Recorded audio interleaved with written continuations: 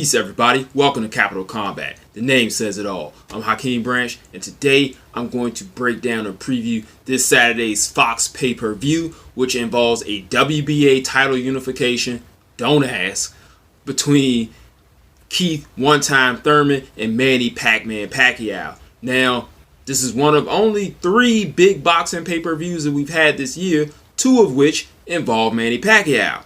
So, for the casual fan who knows of Manny Pacquiao well and may not know of the rest of the card, they put some entertaining fights, so some guys that aren't that well known but can bring entertaining fights, hopefully to convert those into more hardcore fans. And then you have the hardcore Manny Pacquiao fans who don't follow the sport at all, but they follow Manny Pacquiao. This will be a pretty big fight. There are going to be a lot of eyeballs on this one. For us hardcore fans, we're going to enjoy this one for the continuing Keith Thurman saga, the questions on whether Pac-Man can keep his legendary streak going, with the cherry on top being the entertaining undercard of some matchups that lead to some potential entertaining fights. I'm going to break down the main event only, but I'm going to go ahead and run down those undercard fights. So we have Yordenis Ugas versus Omar Figueroa Jr. Both guys who are pretty entertaining, especially Figueroa throws a lot of punches, so that should be pretty good. Sergey Limpiyets is fighting, and also we have Luis Neri versus Juan Carlos Payano, which should be pretty good. That's going to be on regular Fox, which I'm looking at here. Also, Caleb Plant versus Mike Lee, which should be a pretty interesting fight as well as super middleweight. So check all of those out.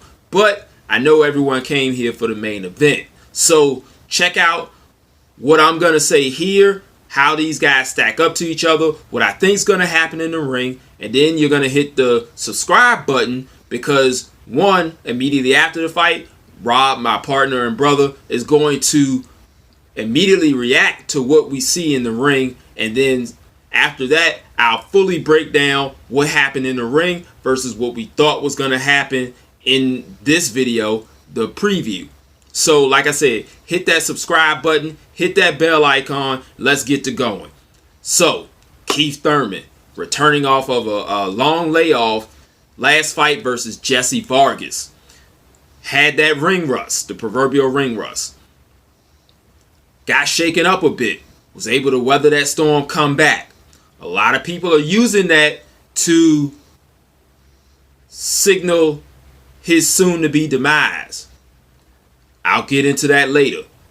Thurman is an adept mover, good combination puncher, decent power, can throw on the inside or outside. He's a very versatile fighter. Has had his chin tested. Has passed that test so far. Hence the reason he's undefeated. Manny Pacquiao, same thing. We've seen him hurt a few times. Most times he's recovered. Outside of that vicious Juan Manuel Marquez knockout, we don't see him going down too often. So we got 2 durable guys about to duke it out for 12 rounds. Manny Pacquiao brings incredible hand speed, unorthodox angles from his punches, good combinations, varied punching styles where he throws punches in places you don't expect punches to be thrown, in ways that you don't expect punches to be thrown. I'll get into that later as well. So early Pac-Man, we saw him as a very frenetic fighter. He used to bounce up and down on his toes, often closing that distance with his legs. Now he's a little more measured, a lot more upper body movement, but still uses those combinations to get his offense off, and he's a little bit more economical with his movement.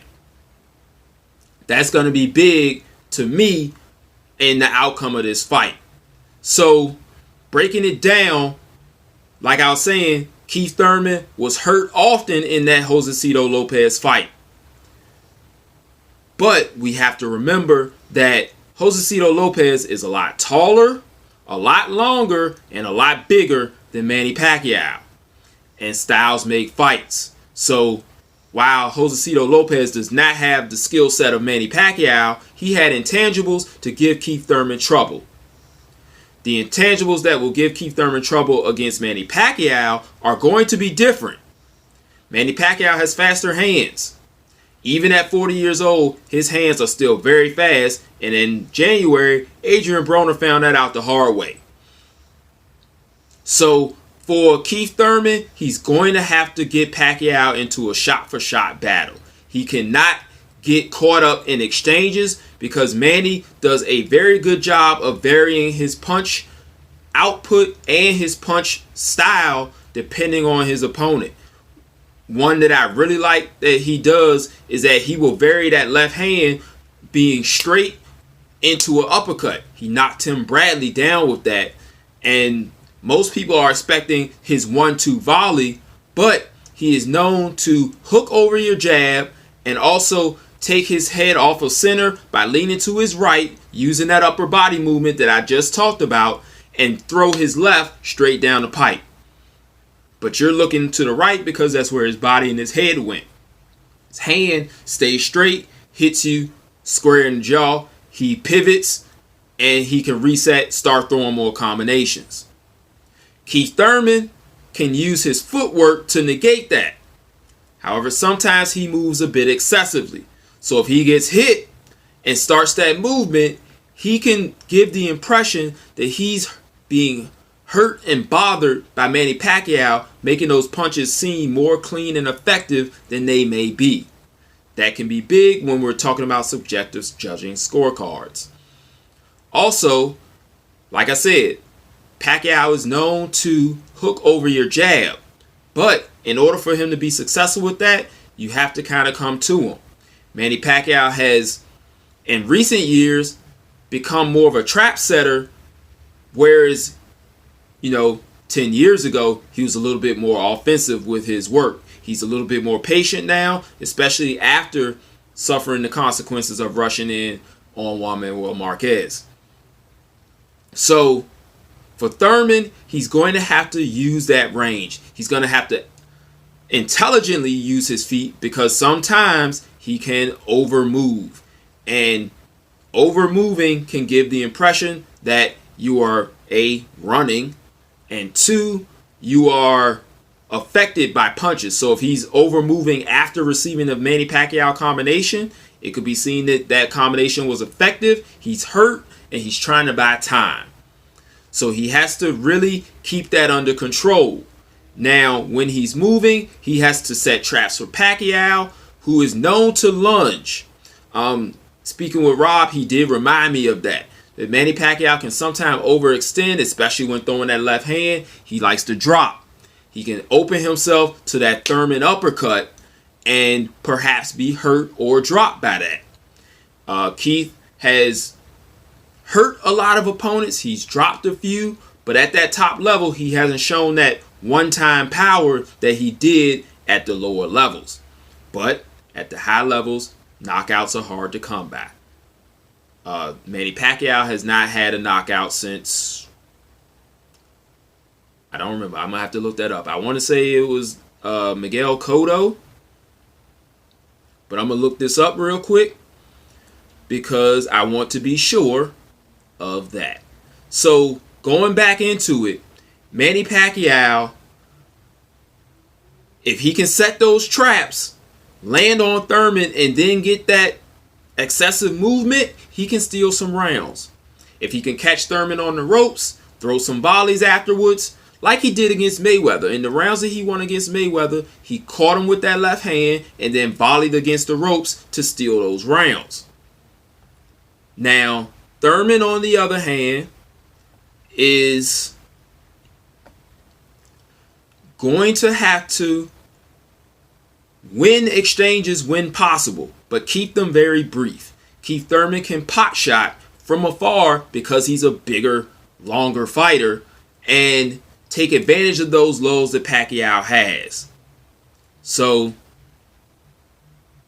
went a little too far. So Manny Pacquiao's last win by TKO was against Lucas Matisse. That was a very good showing from Pacquiao, and So before then, it was Miguel Cotto. So yeah, Miguel Cotto in 2009, and then 9 years later, he gets the knockout against Matisse. Now, Keith Thurman,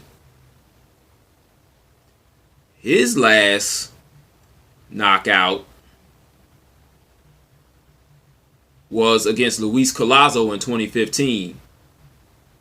So,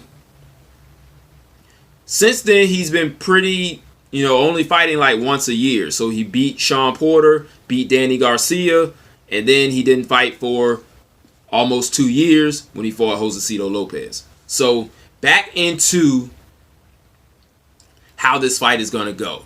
I think in the early rounds, Keith Thurman is going to do what he usually does. He's going to come with that heat. He's going to test Manny Pacquiao. And at that point, Manny Pacquiao needs to hit him with something to earn the respect of Thurman. If not, Thurman's going to keep pressing that show to try to get that knockout. Usually, in the early rounds, he's very aggressive, tries to go for that knockout, and then coasts after he banks those rounds with the hard shots and possible knockdowns. Manny Pacquiao needs to get his respect early, get into this fight early so he doesn't begin to trail on the scorecards and, like I said, with that foot movement, get into trouble. Manny Pacquiao has always had problems cutting off the ring, even in his prime. So now that he's 40, dealing with someone like Keith Thurman who can move very well, if he gets down on those scorecards in the first 5 rounds, it's not going to be good for him. And I think that's exactly what's going to happen. Keith Thurman is going to get off to that fast start. He's going to be able to get those showy, judge-friendly punches, maybe buzz Pacquiao once, and be able to bank those rounds, and then he can move and pot shot as he sees fit. Manny will steal some rounds, but not enough to win the fight. Now, people who are Manny Pacquiao fans, people who like aggression, will probably score those rounds for Manny Pacquiao just because he's coming forward. But coming forward does not mean that you're effective when you're coming forward.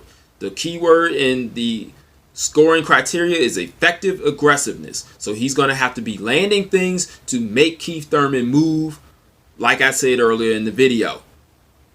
So that is how I see this going. I think it's going to be a 7-5, 8-4 tops type of decision. Manny Pacquiao will begin to land later on in the fight, just not enough to keep Thurman from banking those rounds and winning that decision. So how do you think this fight's going to go? Hit me up in the comment section. Leave your thoughts below. Who's going to win? How you think it's going to happen? Hit us up on social media, Capital Combat, on Instagram, Facebook, and Twitter. Rob and I are very active on there. Like I said, hit that subscribe button so you can catch the immediate reaction and the post-fight recap. If you have any questions, you can hit us up on those platforms. We'll get you into the combat mailbag. Really looking forward to doing those again. And also, Rob and I are trying to sync our schedule so we can get that technical toolbox back on and popping as well. So thank you all for watching. We'll catch you in the next video. And until then, fight on. This is round 1 and you've already lost. They don't seem to see that everything we've done is coming and cost. My fists are on fire. I perform till I perspire. My demons are in a rage. Keep thinking that it's a game. I kick rhyme, hurricane. I told them I don't play. I'm liquid. Black Street Fighter.